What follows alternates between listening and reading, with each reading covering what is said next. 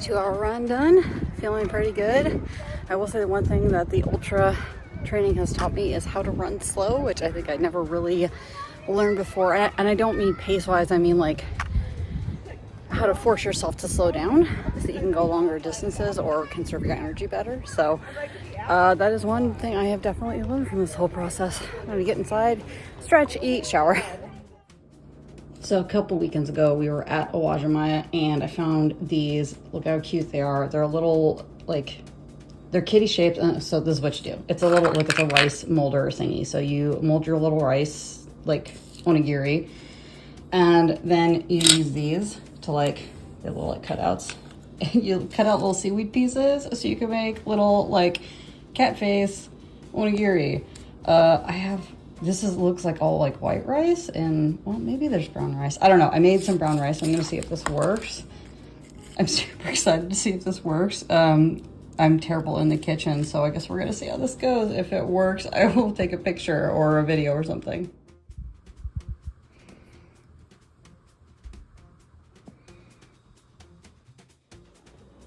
Okay, 5 hours, last big training run. I admit I have been procrastinating just slightly because the weather is kind of crappy.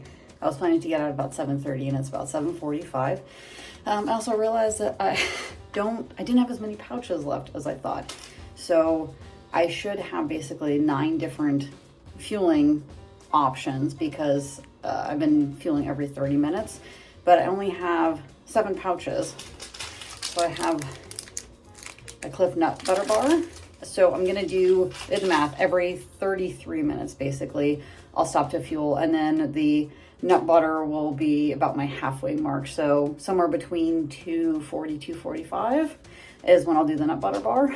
And hopefully the fact that it has a lot more calories than any of the pouches will hopefully like get me through. So overall, hopefully my calorie ingestion during this 5 hours is the same as it would have been, fingers crossed.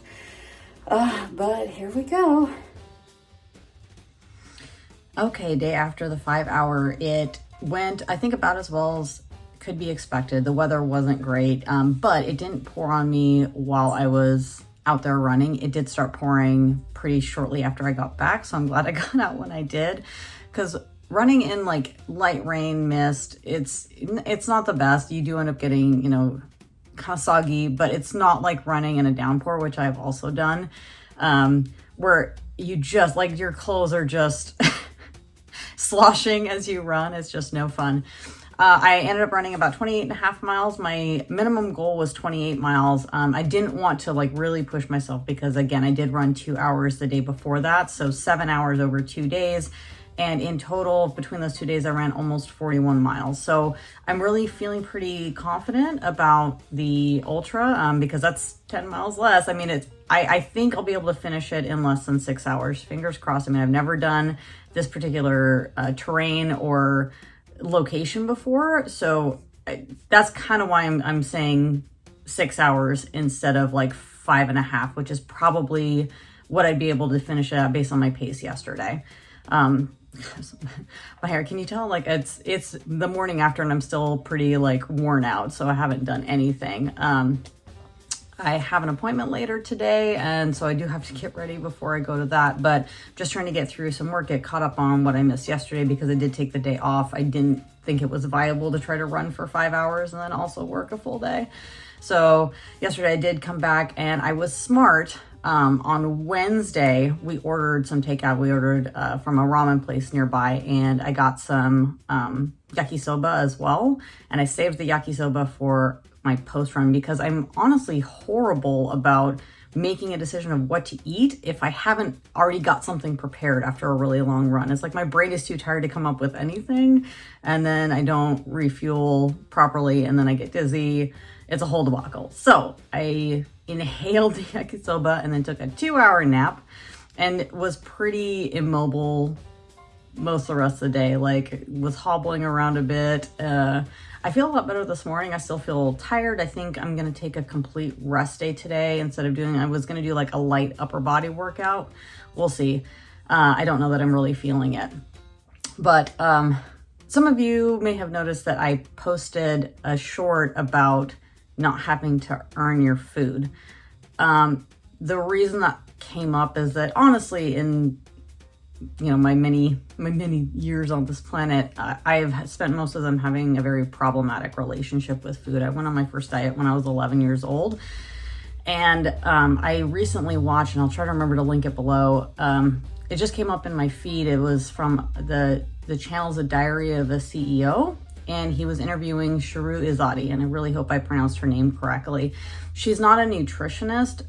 She's actually like a psychologist that specializes in addiction, but what she noticed throughout treating people is that we are often very unkind to ourselves, and we tend to have this kind of all or nothing attitude towards almost everything in life. Now, when you're dealing with addiction to like substances, that can be very helpful. Like, you don't need to drink alcohol, you don't need to have heroin, those sorts of things, but you do need to eat. And she suffered from binge eating disorder for most of her life from a very young age.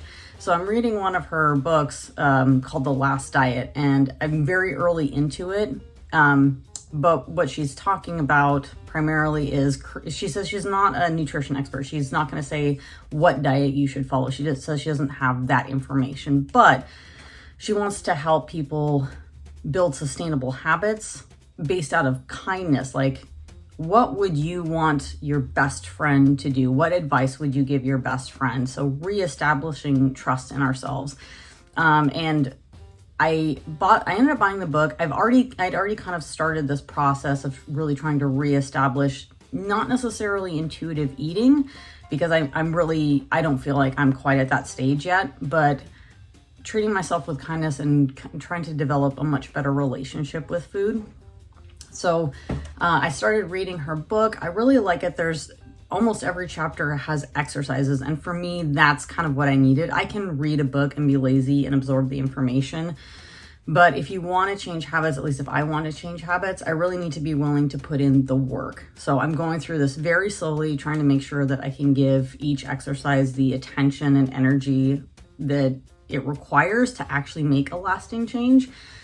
Because I really, this is why I get frustrated when there are things that's like, oh, this is how far you'd have to run to burn off a donut. It's like, yeah, we know donuts are not healthy, but when you frame it like that, it's like you can't have that donut unless you're gonna go for a run, which is ridiculous. Like, you should be able to trust yourself to mostly make decisions that are good for you, and every once in a while make decisions that in the short term, like very, very short term, are less healthy, but overall they fit into your life overall. So I'll try to provide updates as I am working through the exercises in that book. I'm only on like chapter 3, and I'm not even quite all the way through because there's like 5 exercises in chapter 3. So yeah, that's pretty much all I have for this week. We start the taper, which I'm very excited about. I think I might let my legs just totally rest between now and Ragnar, which is a week from today, Ragnar SoCal, just because I want to make sure that I really don't want to injure myself before SoCal and then end up letting my teammates down because I couldn't put in the distance or miles that I signed up for.